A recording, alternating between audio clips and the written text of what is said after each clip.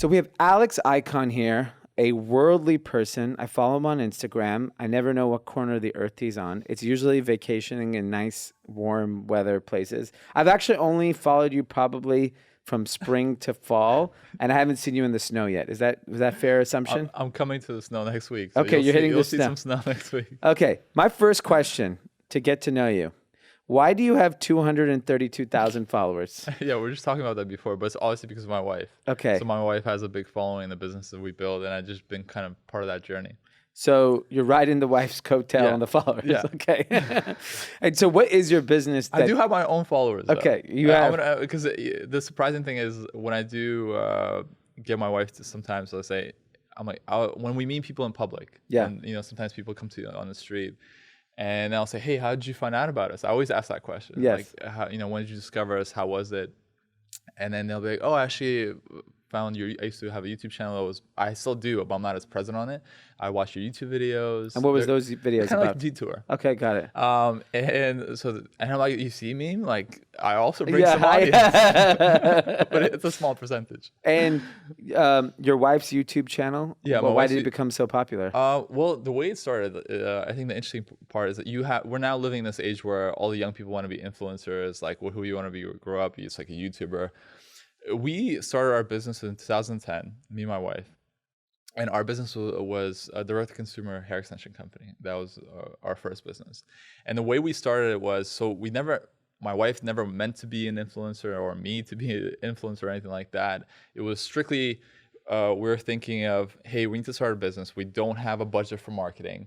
How are we going to sell our product?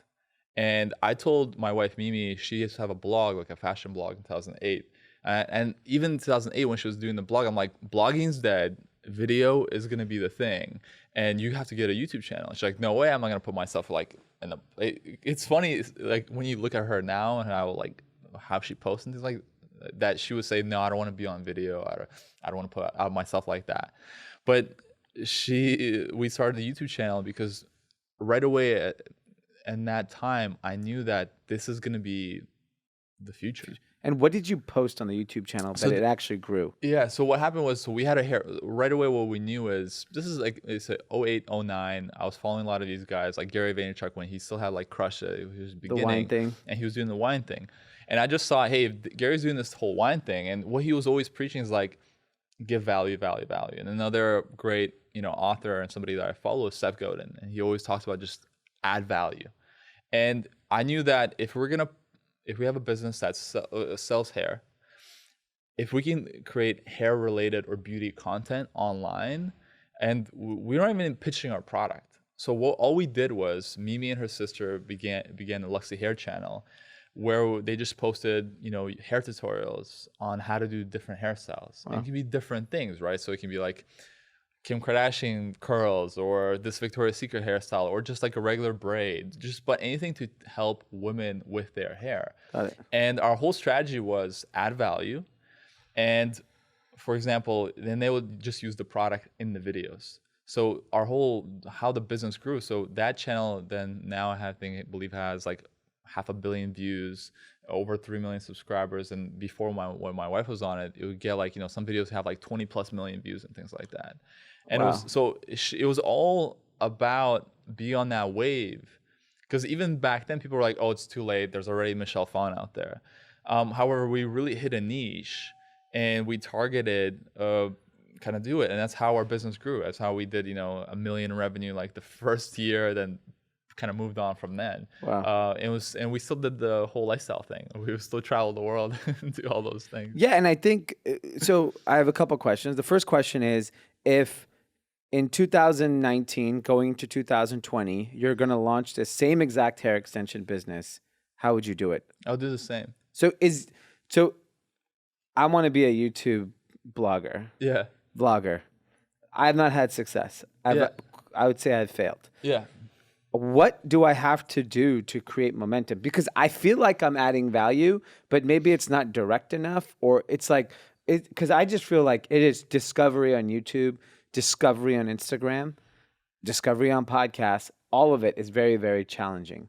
And is it because you feel like in beauty, there's like this tutorial culture where women look for this type of information. So it's like product market fit in terms of the content, because like how should someone develop a following when like it is quite saturated? Yeah, it's very saturated. So what I would say is it's a longer conversation, but you really have to start at the beginning of understanding what is your goal with what you're doing. So for us right away, we knew that our goal is to have more business. And then we thought, okay, how do we create content that people are going to look for? So that's what you have to really use the same search kind of algorithm, dynamics, SEO that you would use on your website and your blog on your videos. Got it. So the reason a lot of, for example, right now vlogging is really popular, it's more of a personality thing. Yeah. However, if you want it to be, you still have to understand that you still have to work for the algorithm and what people are searching for. Yeah. So for us, the way we kind of gained it, or we grew over time, and there's no such thing as going viral, even for us. Even though those videos have 20 million views or 30 million views or whatever over time, is because over a decade now, we created evergreen content, and that's what we focused on. Got it. You know, so there's a different strategy. So I'm just speaking from our own experience of like that we knew what we needed to do. And till this day, those videos still drive business that we now sold because those videos exist. And people are always searching, like, you know, think about it, people are always growing up. There's always going to be a teenager somewhere that doesn't know how to do a braid. That's and true. She's going to search how to do a braid. So for example, for your, let's say, businesses that are in clothing, you can also create videos that people are looking for in regards to like, how do I style a blazer? Or how do I style my jeans? How do I like a lot of like how-tos? And you think, oh, that's saturated, there's so much content. But what I would say to a lot of people is that content always needs a little refresh. People like the new. Yeah. And if you can deliver that content and bring it to them, people will find you. So that's kind of on that other piece. So with that being said, the short answer is focus on YouTube, right? Like if you were to start this business over again. I think nowadays you do have to focus on a lot of things. I would still, out of all the social networks right now out there, TikToks, Instagram, I still believe to this day, YouTube is your OG long-term strategy. Like that's the TV of our era. That's where people go to consume content. Even like yourself, even if I'm now on a TV, I'm going to pull up some YouTube video to watch. Yeah, that's excellent. You mentioned you have a lifestyle business. And I would argue that most young people today want to live the life that you and your wife and your child live, which is jet set around the world, look amazing, stay at amazing places. You summered in all the right places this summer. I've followed along. But you've obviously created that life for you. It's not like you just fell into it. Yeah. I think I'm old enough where like I still had this view of a very traditional life. And so I've never left a 10-mile radius in my entire life. I mean, obviously I've traveled the world, but I've always stayed in this zone. But I know that that's not what the next generation wants. Even my younger brother, who's only 3 years younger than me, loves the idea of just being mobile, right? How do you set that life up? Is it all money in your eyes, or is it a combination of like something else? I would say, here's the thing. I probably live the lifestyle of somebody who has way more money than I do. So if you follow me, you probably think this guy's a gazillionaire. Yeah. Like, so I was like, how many hair extensions do these guys sell? Yeah. So here's the kind of, I think the most pivotal thing to understand is, and the book that really introduced me to this was the 4-Hour Workweek. Got it. I think this is the mecca of like the holy grail of all this whole lifestyle movement that was created. You know, Tim Ferriss and the 4-Hour Workweek started a lot of that. I would tell people to read that. It's a great intro. For me, what blew my mind in that book is like what he says in that book is like, you don't want to end up the fat guy in a red BMW. Yeah. And what he meant by that is like that guy who is successful, who is living this traditional life in corporate and things like that, but you're still miserable. You're living this life. Yeah. So what I would say in regards to this lifestyle that we live of being very global is that, okay, we do have money. That's a prerequisite. We also, I just had you on your podcast, and we still had to struggle and do the things that we had to do to set our life up. Yeah. And to create the business that was still very successful. However, what I would say is the way we hack it is purely in our mindset. I know a lot of wealthy people, and you probably know them as well. I was sitting next to somebody the other week. He sold his company for $300 million. Okay. And this guy's like, we started talking about travel. He's like, oh, you travel? Oh, yeah, whatever. And then he says, oh, you know what? I really want to go to Kenya. And there's like in South Africa. And I love South Africa and Cape Town. He's like, there's this place, there's this lodge. I'm like, dude, just go. Yeah. Like, it's winter right now. It's going to be an amazing time. Go there for 2 weeks. He's like, no, I can't. I'm like, why can't you? He's like, oh, I have this new business now. Excuses. And like, I just can't leave for 2 weeks. My team needs me. I'm like, dude, bullshit. Like, your team's probably going to be better off without you for those 2 weeks. And most importantly is that you're going to be able to have that experience. I think most people, it's not for example, even speaking about people who have money, what stops them is just their mindset. They don't allow themselves to even do that and explore that life. For ourselves, how do we set up our life that way? I would say there's certain sacrifices that you make. And one of the biggest sacrifices that I think we make is we actually choose not to make more money. And this is like counterintuitive. Yeah. And going to my example of that previous guy who sold his business for $300 million, the reason he's building another business that's like $1 billion, he's just on that grind of making money. Yeah. And what we realized is like, you really don't need that much money to have a really good life. Yeah, I agree. I have a great life and I don't have anywhere near the wealth that some of my peers do. Yeah. And so it's really around that mindset. And one of the great things about living in Europe, we're based out of London, that has taught me, Europeans have a way better life balance than Americans. Absolutely. And me coming in here and being here for the last 2 months, I'm like, you guys need to chill out. Yeah. And explore more, yeah, and not work so much. And it's okay to make less money. Yeah. And you can actually live more and enjoy your life more by, for some people who make a lot of money, let's say, it's okay to make $1 million less, or not to build that $100 million company and just have a company that makes $10 million.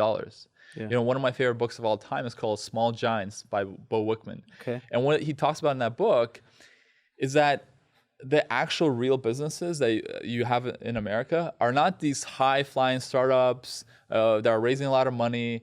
They're unsexy businesses that you've never heard about. Yeah. That are making, 10, 50, 25, $100 million, maybe profiting 5, 10, 15, whatever $1 million. You don't know anything about them. They're not on social media, and they can have a good life. Yeah. And what I realized for myself is like, me and my wife, we go with that intention. And we design our life, like, what kind of a life do we want to live? Yeah.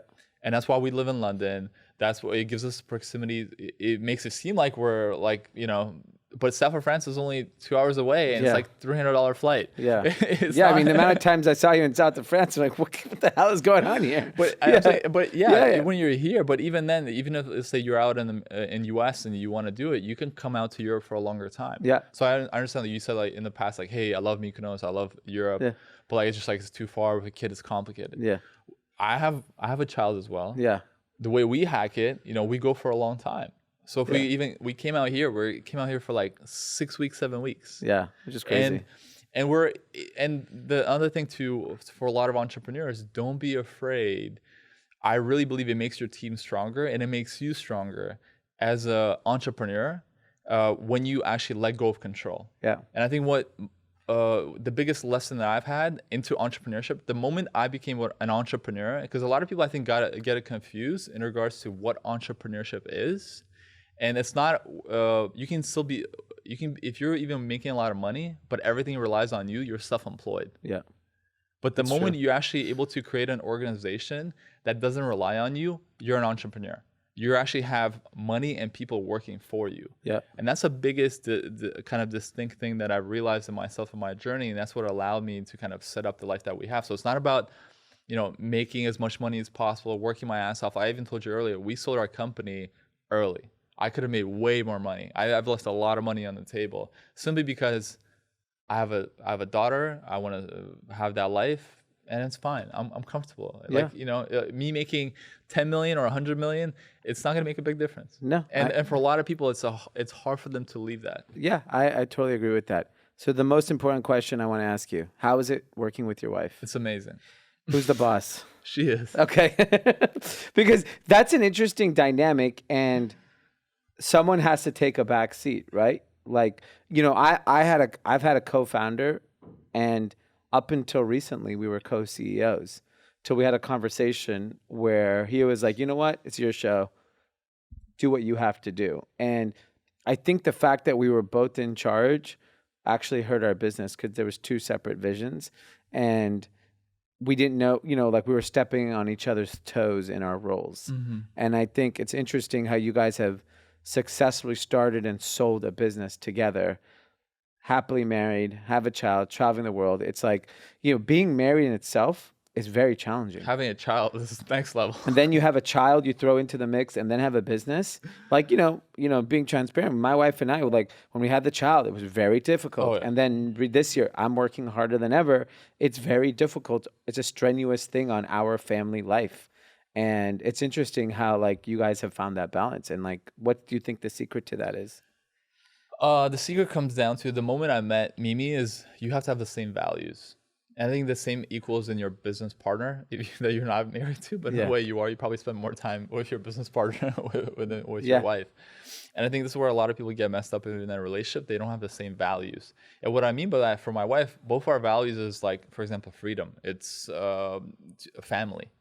And so it's important. Like I can't really work 12-hour days because it doesn't fall in with our values of what life is.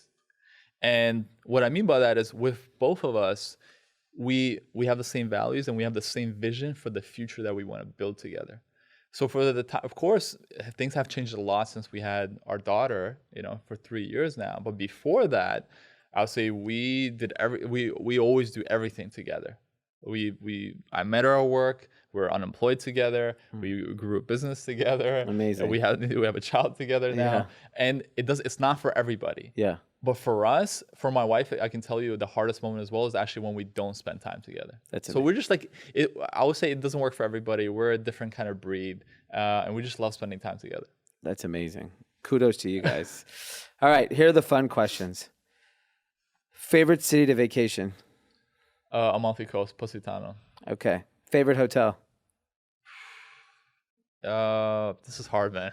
We usually rent villas. Okay. That's probably my favorite of all choices. What do you use to do that? Airbnb or VRBO or one of those? I use everything. Okay.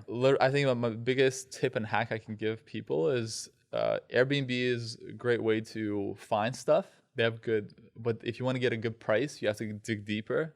And that's another thing. Like that's how I'm able to travel so much. I find incredible deals. They still cost a lot. Yeah. But I'm able to slash, like even this house that I'm renting in Venice, a beautiful house, I'm probably paying half the price you see on Airbnb simply because I went out of my way to like look at the address, try to find out some try to get in contact with the owner. Yeah. And then just negotiate. Got it. But favorite hotel probably of all time. I just want to get this to people. I love, to be very simple, I love the one hotel in Miami. Yeah, that is an amazing hotel. And another hack. That hotel's not cheap. I'm going to give away another hack. Okay. Is they have private residences and a lot of hotels, even like right now, we stayed in Cabo in the Viceroy. Yeah. You probably saw we were in this amazing suite. I had a 2-bedroom suite. My mom had a 1-bedroom suite beside us. And those things don't come cheap. I got that at half the rate. Simply, I went on Airbnb. There's private residences, and you can find them. Yep. And you can book directly. So one hotel in Miami, same thing. We would stay in a 3-bedroom suite at a price maybe $200 more than a small little hotel room. Wow. Simply because we went out of our way and to go find like a better deal. That's a great hack. Favorite restaurant in the world? Oh, that's tough, man. Endo Rotunda in London. So it's a sushi omakase place. It's on the 8th floor. And this guy, the sushi chef Endo, is just incredible. I've been to a lot of 3-star, 2-star, 1-star, all the whatever star Michelin restaurants. This place, legit, you feel like you're in Chef's Table on Netflix. Wow. That's unbelievable. It's underrated. He just got his first star. He's only been in business for a year. I'm afraid to let it out there, but it's my first stop. But I'm going back to London. I already made my reservation. I'm going there. Wow. Most prized fashion piece?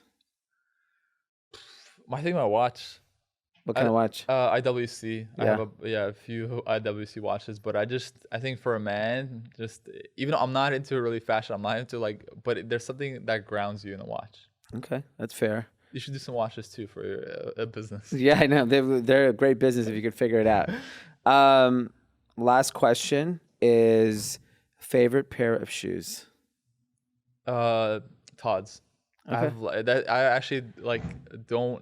You'd be surprised. I'm not actually that much into fashion. People think I am. Yeah. But I splurge on Todd's loafers. Okay. And you guys actually do a pretty good job. Your loafers actually look really great. Yeah, we copy Tuts. Yeah.